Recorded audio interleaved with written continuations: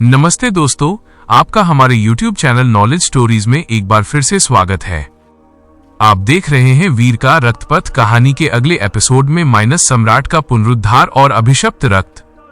शून्य मंदिर के मलबे से उठते धुएं और धूल के बीच चारों योद्धा वीर, आदित्य, आचार्य आर्यभट्ट और कालिया खुले मैदान की घास पर हाँफ रहे थे। पीछे वो प्राचीन मंदिर अब केवल एक गहरी खाई बन चुका था। सूरज की किरणें अब पूरी तरह से निकल चुकी थी, लेकिन वो रोशनी सुकून देने वाली नहीं थी। क्षितिज पर फैली लालिमा सामान्य भोर की नहीं, बल्कि आने वाले भीषण संकट का प्रतीक थी। वीर जमीन पर पड़ा था। उसका दाहिना हाथ, जिसने सीधे ब्रह्म ज्योति को स्पर्श किया था, अब कोयले की तरह काला पड़ चुका था। उसकी त्वचा से अभी भी सूक्ष्म नीली चिंगारियां निकल रही थीं। दर्द इतना असहनीय था कि वीर के दांतों के बीच से कराह निकल रही थी। आचार्य, वीर ने लड़खड़ाती आवाज में कहा। आदित्य, क्या वो ठीक है? आचार्य आर्यभट्ट, जो खुद भी धूल से सने हुए थे, घुटनों के बल बैठकर आदित्य की नब्ज जांच रहे थे। आदित्य की आंखों में अभी भी वो सुनहरी चमक रह रहकर कौंध रही थी। उसके शरीर का तापमान एक सामान्य मनुष्य से कहीं अधिक था। आदित्य जीवित है वीर, आचार्य ने गंभीर स्वर में कहा, लेकिन वो आदित्य नहीं रहा जिसे तुम जानते थे। ब्रह्म ज्योति ने काल केतु के अंधकार को तो नष्ट कर दिया, लेकिन उस दिव्य ऊर्जा का एक बड़ा अंश आदित्य के हृदय में समा गया है। ये ऊर्जा उसे असीम शक्ति भी दे सकती है और उसे भीतर से जलाकर राख भी कर सकती है। तभी कालिया, जो अब तक खामोश था, झपटकर वीर के पास आया। उसने वीर के झुलसे हुए हाथ को देखा और उसके चेहरे पर खौफ की लहर दौड़ गई। ये घाव, ये कोई साधारण जलन नहीं है वीर, यह ब्रह्म ज्योति का धर्म दंड है। तुमने एक नश्वर शरीर होकर ईश्वरीय शक्ति को छुआ है। अभी वे वीर के घाव को देख ही रहे थे कि अचानक धरती कांपने लगी। यह कंपन शून्य मंदिर के गिरने से अलग था। ऐसा लग रहा था मानो पाताल के सबसे निचले तल से कोई चीज ऊपर आने की कोशिश कर रही हो। आसमान, जो कुछ देर पहले सुनहरी किरणों से चमक रहा था, अब गहरा लाल होने लगा था। दूर उत्तर की ओर रक्त पर्वत की चोटियों से बिजली कड़कने लगी। बादलों का रंग खून जैसा गाढ़ा हो गया था। आचार्य आर्यभट्ट खड़े हुए और मंत्रमुग्ध होकर उस दिशा में देखने लगे। अनर्थ, जिसकी आशंका थी, वही हुआ। काल केतु की हार ने उस अंतिम सील को तोड़ दिया है जिसने रक्त सम्राट को सहस्रों वर्षों से बांध रखा था। रक्त सम्राट। वीर ने अपनी तलवार वज्र का सहारा लेकर खड़े होने की कोशिश की। आचार्य, कालकेतु ने भी मरते समय यही नाम लिया था। कौन है ये? आचार्य की आंखें गीली हो गईं। वीर, इतिहास के पन्नों से उस नाम को मिटा दिया गया था ताकि आने वाली पीढ़ियां डर के साये में न जिएं। रक्त सम्राट अघोरस, वो पहला योद्धा था जिसने अमरता पाने के लिए नरक के 7 द्वारों का रक्त पिया था। उसे न देवता मार पाए, न दानव। उसे केवल ब्रह्म ज्योति की शुद्धता से दबाया जा सकता था। लेकिन आज उसी ज्योति का उपयोग करके तुमने कालकेतु को तो हरा दिया, पर उस संतुलन को भी बिगाड़ दिया जिसने अघोरस को कैद कर रखा था। अचानक शून्य मंदिर की खाई से एक काला धुआं उठा। यह कालकेतु का बचा हुआ अंश था। वो पूरी तरह नष्ट नहीं हुआ था, बल्कि एक छाया मात्र बनकर रह गया था। वो धुआं हंसने लगा। वीर, तुमने सोचा था कि तुम जीत गए? कालकेतु की गूंजती आवाज हवाओं में तैर रही थी। तुमने मुझे हराकर अघोरस के मार्ग का सबसे बड़ा पत्थर हटा दिया है। अब रक्त सम्राट जाग चुका है। वह तुम्हारी नसों में दौड़ते उस ब्रह्म रक्त को पीने आएगा। तैयार रहो, क्योंकि अब रक्त पथ पर फूलों की नहीं बल्कि अपनों की लाशों की बिछावन होगी।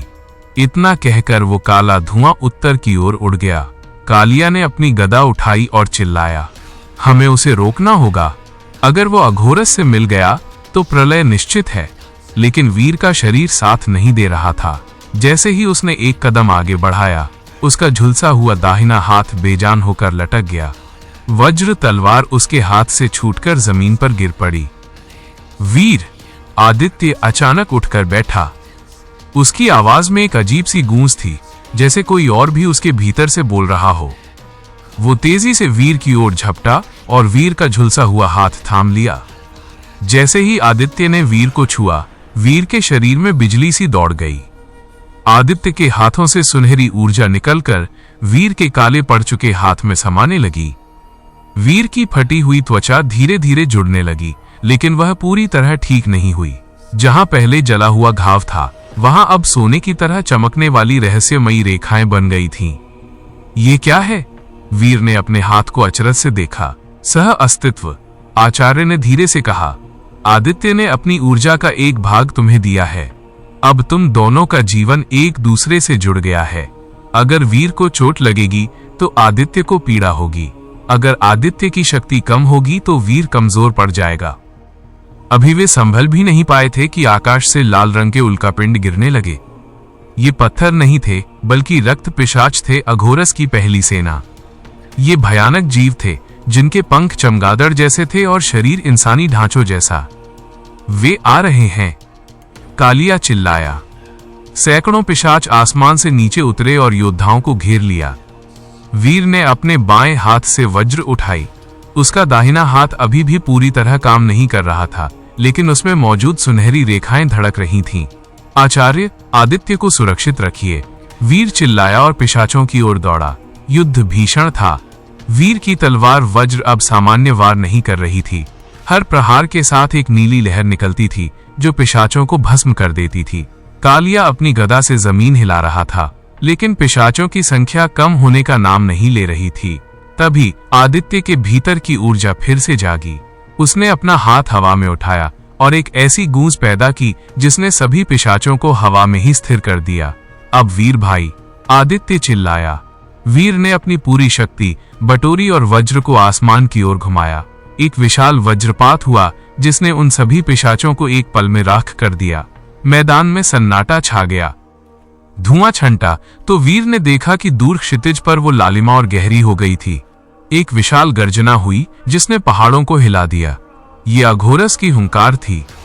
वो जाग चुका था। हमें यहां से निकलना होगा, आचार्य ने कहा। हमें ऋषि वशिष्ठ के प्राचीन आश्रम की ओर जाना होगा। केवल वही जानते हैं कि अघोरस के अमर कवच को कैसे तोड़ा जा सकता है। वीर, तुम्हारी असली परीक्षा अब शुरू हुई है। वीर ने अपने सोने की रेखाओं वाले हाथ को देखा, फिर अपने भाई आदित्य की ओर। उसके चेहरे पर एक दृढ़ संकल्प था। रक्त सम्राट चाहे जो भी हो, वीर ने गंभीर स्वर में कहा। उसने मेरे परिवार और मेरी मातृभूमि को चुनौती दी है। अगर उसे रक्त चाहिए तो उसे मेरे संकल्प का लहू चखना होगा। वे चारों योद्धा उत्तर की ओर चल पड़े। पीछे रह गया था तो बस शून्य मंदिर का मलबा और एक ऐसा भविष्य जो रक्त से लिखा जाने वाला था। क्या ऋषि वशिष्ठ वीर को स्वीकार करेंगे? अघोरस का पहला सेनापति अंधक वीर के मार्ग में कौन सा मायावी जाल बिछाएगा? क्या आदित्य अपनी शक्तियों पर नियंत्रण रख पाएगा या वो खुद एक खतरा बन जाएगा? जानने के लिए जुड़े रहें नॉलेज स्टोरीज के साथ। आशा है आपको ये लंबा और रोमांचक एपिसोड पसंद आया होगा। कहानी अब एक महायुद्ध की ओर बढ़ रही है।